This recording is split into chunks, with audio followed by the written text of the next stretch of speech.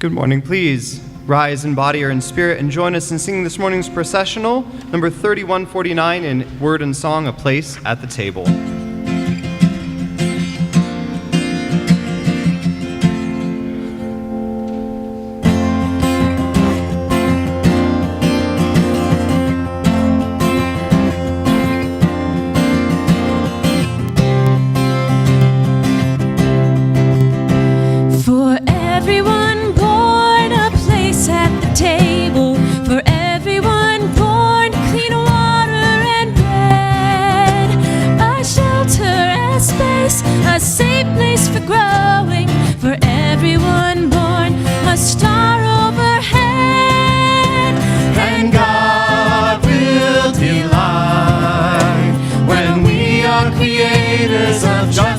And joy.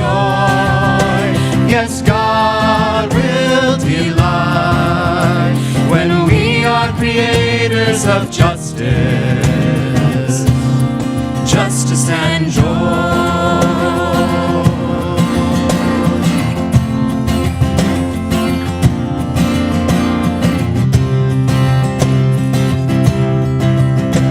For woman and man, a place at the table, revising the roles, deciding the share, with wisdom and grace, dividing the power for woman and man, a system that's fair. And God will delight, and God will delight. We are creators of justice and joy. Yes, God will delight. Yes, God will delight. When we are creators of justice, justice and joy, justice and joy.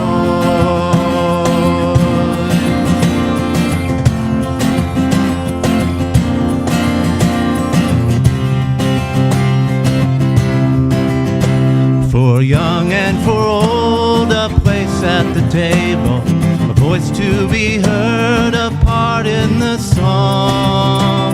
The hands of a child in hands that are wrinkled, for young and for old, the right to belong.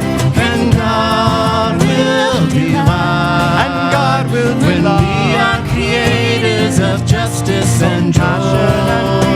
Yes, God will delight. Yes, God will delight. When we are creators of justice, justice and joy, justice and joy.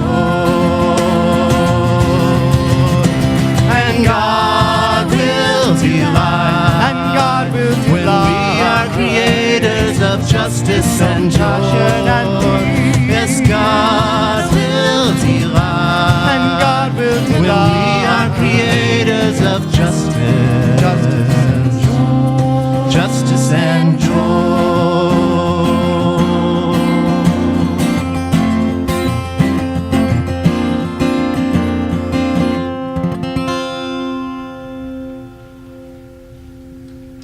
Will you be seated?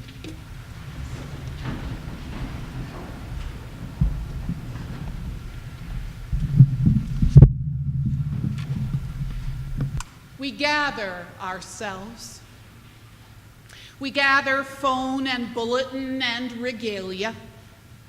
We gather grades and publications. We gather voice and attention. We gather our friends and our colleagues. We gather our students and our teachers. We gather 126 years of predecessors whose traces remain in this room. We gather our community of companions. We gather our community of challengers. We gather our community of courageous imagination. We gather four-footeds and two-footeds. We gather the wind and the stars. We gather what we cannot name. Presence, source, the whole. We gather and are gathered here, now. How can we not celebrate? How can we not give thanks? How can we not honor? Presence, you are here. We celebrate. Source, you are here. We give thanks. The whole, you are here. We surrender. Here, now.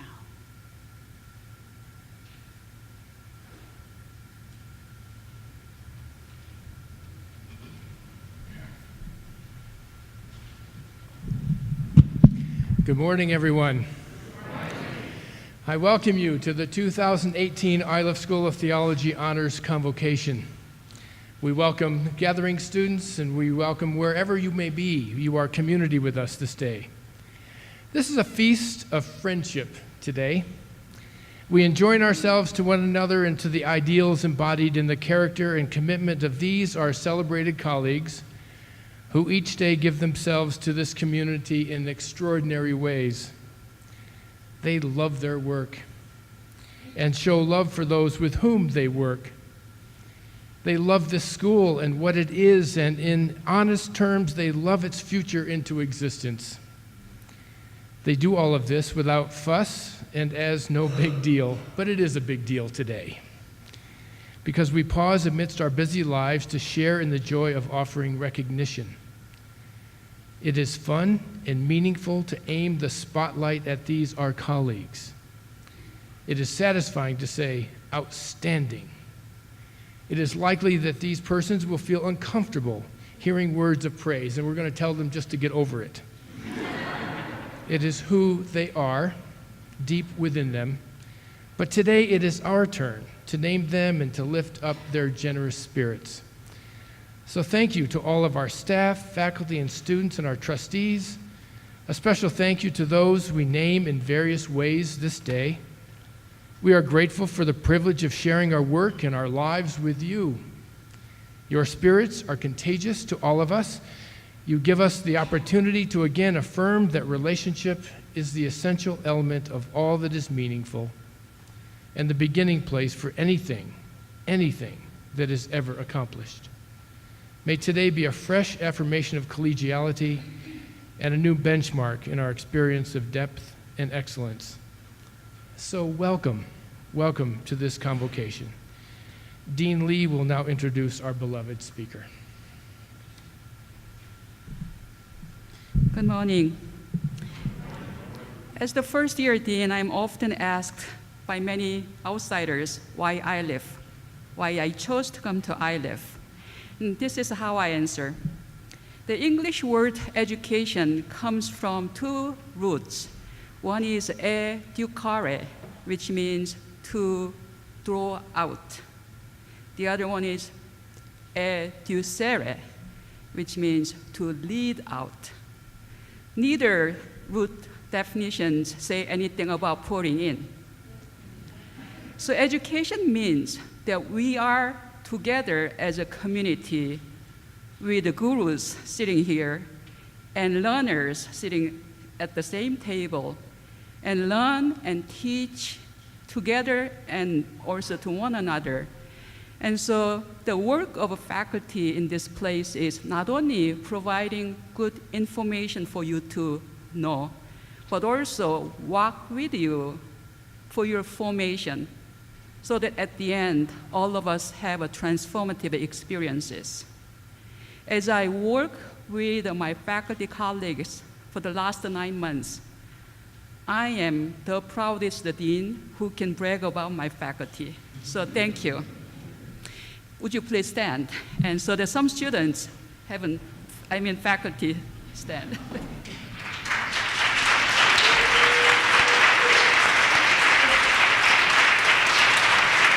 You may be seated. And among our faculty, though there are several colleagues who are not here, Dr. Tony Alumkal is on research leave this quarter, and Dr. Pam Eisenbaum, who will come back from her sabbatical leave that she started last June, she will be back at the end of this summer. Dr. Jeffrey Mahan, who started his calendar year sabbatical leave in January of this year, will return from the winter quarter of 2019. So board members, we thank you for this generosity that allows us to do needed research and writing, and also helps us to be better teachers. Also, there are some transitions in this place. Dr. Elizabeth Cody and Dr. Dave Scott, would you please stand?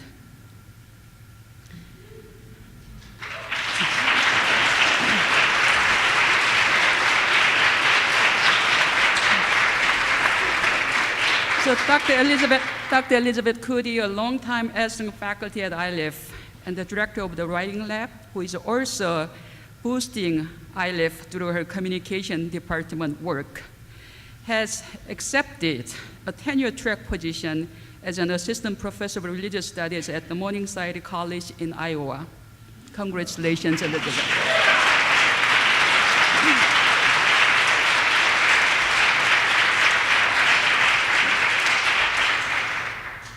Along with Dr. Cody, her beloved spouse, Dr. David Scott, will also moving to Iowa.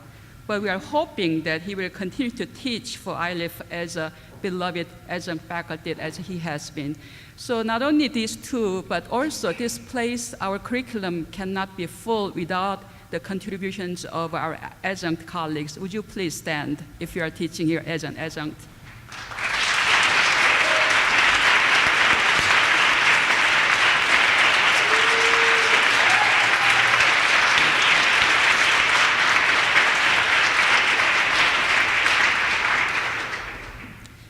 Among our core faculty members, there are 3 colleagues who will be on research leave for needed research and writing in the fall quarter of 2018 and 19. Dr. Jennifer Lees, Dr. Eric Smith, and Dr. Catherine Turpin. You can stand up too.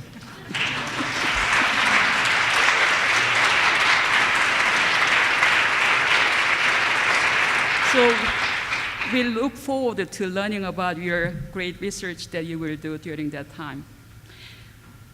Another transition at the Dean's office is that Dr. Catherine Turpin is stepping down from the Associate Dean position after serving for 6 years, 6 great and hard years that she provided. Dr. Turpin decided to step down from the position at the end of this academic year because she has so many postponed writing and research to do.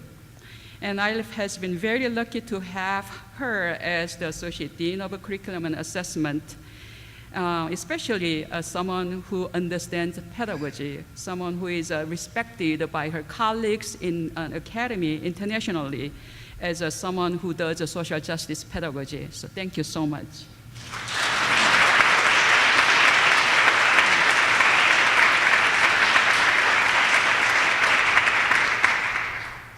So we have been in very good hand, but we will continue to be in good hand. And Dr. Ted Weil agreed to be our Associate Dean of Curriculum and Institutional Assessment. If you haven't met Dr. Ted Weil, here he is.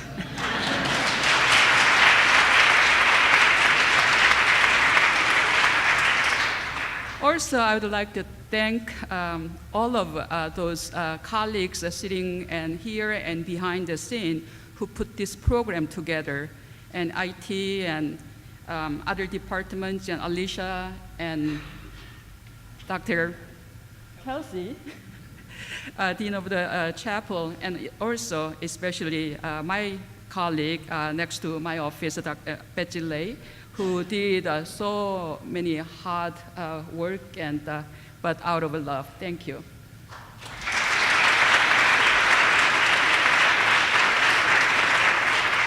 So now, an introduction of our distinguished speaker, Reverend Jane Vennard. The Reverend Jane Vennard has been serving as a John Wesley Iliff Senior Adjunct Faculty in Spirituality for 30 years at the Iliff School of Theology. And with my coming, she decided to retire.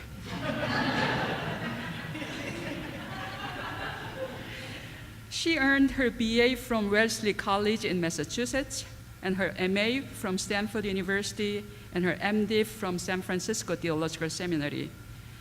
She was called to a special ministry of teaching and spiritual direction and ordained in the United Church of Christ. Jane is a spiritual director in private practice and longtime member of Spiritual Directors International. Personally, I'm extremely grateful for her work that brings social justice and spirituality together, a concept which makes great sense to those of us sitting here, but it's still a foreign notion to many in the field of the study of Christian spirituality. However, thanks to Jane's tireless work to deconstruct the misconception of Christian spirituality as only individual contemplative practices, there are new emerging literatures and discourses and movements among spiritualists in the study of Christian spirituality. In addition to Iliff, Jane has taught at the Pacific School of Religion, from which I moved, and to which our president went, Vancouver School of Theology, Columbia Theological Seminary, and Garrett Evangelical Theological Seminary. She is also a regular faculty presenter with the Upper Room Academy for Spiritual Formation and teaches classes in a variety of ecumenical settings, leads retreats internationally, and is the author of numerous articles and 8 books. Among her 8 books, 3 are my favorites, the ones that I always use in my own classes of spiritual formation for social justice. They are Praying for Friends and Enemies. Other book of my favorite is Embracing the Word, Praying for Justice and Peace. And that is the winner of the Colorado Book Award. And A Praying Congregation, The Art of Teaching Spiritual Practices. And if you can Google, you can find all this list of her articles and book list, and I encourage you to do so.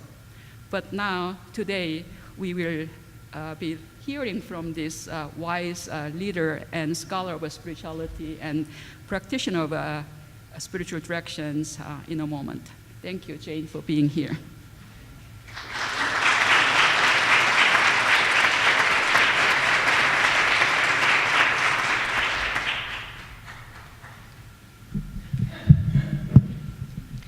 Famous by Naomi Shihai Nye. The river is famous to the fish. The loud voice is famous to the silence, which knew it would inherit the earth before anybody else said so. The cat sleeping on the fence is famous to the birds watching him from the birdhouse. The tear is famous, briefly, to the cheek. The idea you carry in your bosom is famous to your bosom. The boot is famous to the earth, more famous than the dress shoe, which is famous only to the floors. The bent photograph is famous to the one who carries it, and not at all famous to the one who is pictured. I want to be famous to the shuffling men who smile while crossing streets, sticky children in grocery stores, lines, famous as the one who smiled back. I want to be famous in the way a pulley is famous or a buttonhole, not because it did something spectacular, but because it never forgot what it could do.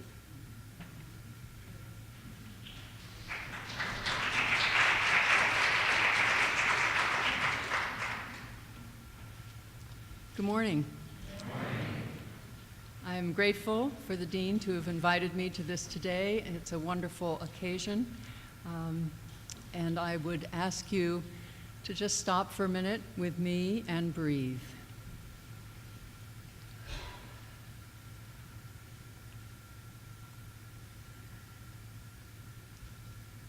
As my students know, I believe that breathing is a spiritual practice. So the question is this morning, are you famous? Do you want to be famous? Edward Degas wrote that he wanted to be famous and unknown. But the famous in our world today surely want to be known. They delight in their fame. The famous appear on the red carpet, on the front cover of Time magazine, on the list of the top 10 wealthiest in the nation. Our culture seems to view fame from a distance. We see famous people beyond and above us, separate, unapproachable, out of reach. You cannot be famous unless you do something better than someone else. You must compete with others who have to lose for you to win. Naomi Shihab Nye turns the cultural view of fame upside down. She wants to be famous like the pulley or the buttonhole, hardly noticed, never acclaimed. For the poet, fame has nothing to do with competition. It's not about winning or losing. It's not about distance or separation. For her, fame is all about relationship. The river cannot be famous without the fish. The tear cannot be famous without the cheek. The cat cannot be famous without the birds. You cannot be famous to smiling, sticky children on the grocery line unless you smile back. Nye brings fame and the famous from the distance to dwell here among us. In relationship, she brings it down to earth, rocks, trees, plants, animals, mud, leaves, in other words, humus, a word with the same root as humility. What could be more humble than decayed plant or animal matter, which in turn provides nutrients for plants to grow and flourish? What better example could we have of humility and interdependence in the midst of life?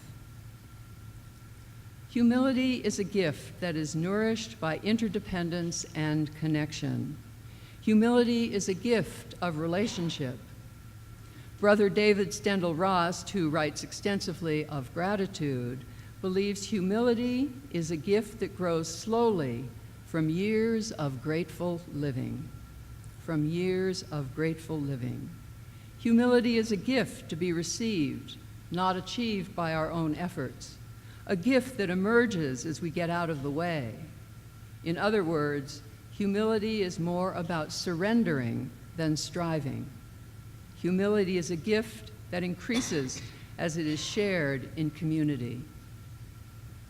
The community that fosters humility is not hierarchical, with some at the top and many below, with some recognized and others ignored. Rather, it is a community that is horizontal, that surrounds us and embraces us. And this community is dynamic and vital. Individuals are welcome to rise up and be recognized with their special gifts are called for, and then settle back down into the network while others rise up. Humility can be the gift that emerges as we recognize others' gifts as well as our own. As you look around your communities, who do you see that lives this gift of humility? Who do you know who is humble? I asked a spiritual directee once, who was struggling with her arrogance, to give me an example of someone she knew who could serve as a model of humility. She thought for a moment, and then she replied, Mother Teresa? I prompted her. How about someone closer, I said. Someone you know, someone you know. She couldn't think of anyone.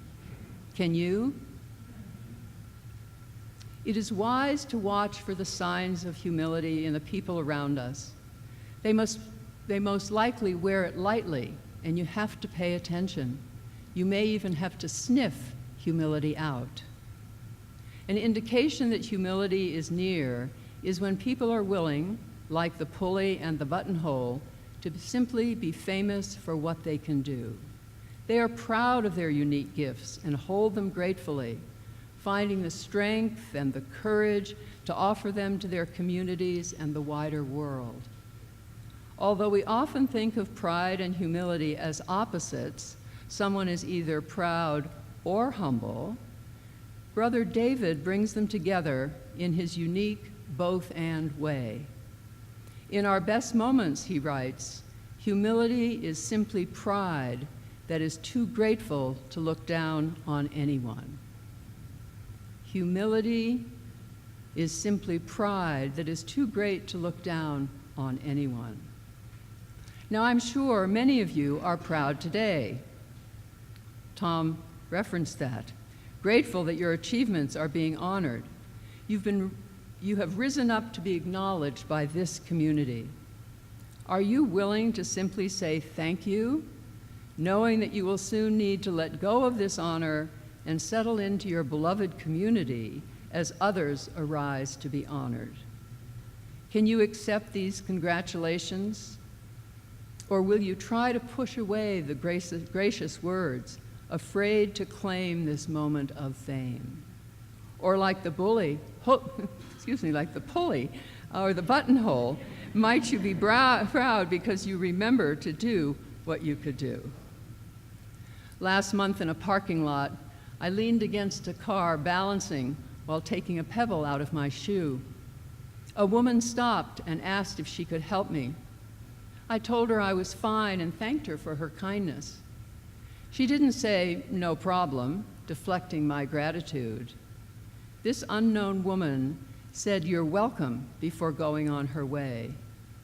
She did not forget to do what she could do to offer kindness.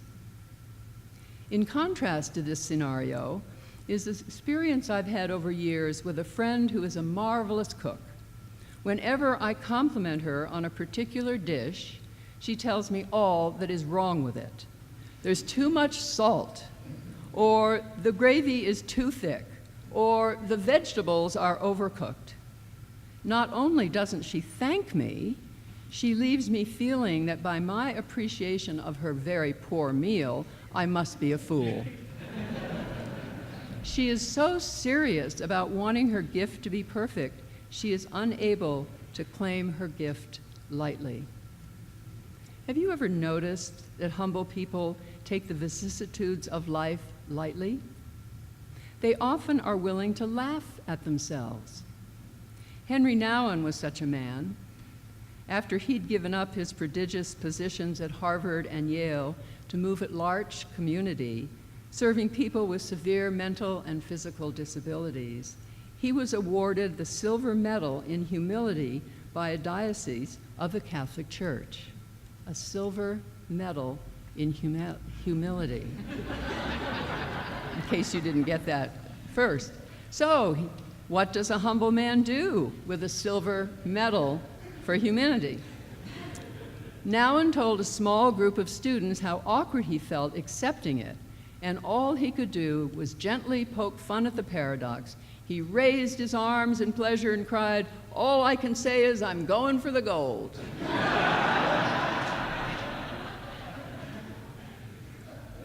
As we've been exploring signs of humility, hopefully recognizing them in others and ourselves, an important question remains: how does someone become humble? I've heard Father Richard Rohr, founder of the Center for Action and Contemplation, say that he prays for one humiliation a day to keep him humble. Now, I was very surprised and upset to hear him say that, for it went against my deep belief that humiliation does not lead to humility. It was once thought, and many may still hold this thought, that children need to be humiliated to guard them against becoming arrogant. Some people in authority delight in humiliating others for the sake of control. These experiences of humiliation can cause deep wounds that hamper growth and freedom. I do not believe these are the humiliations Father Rohr was praying for.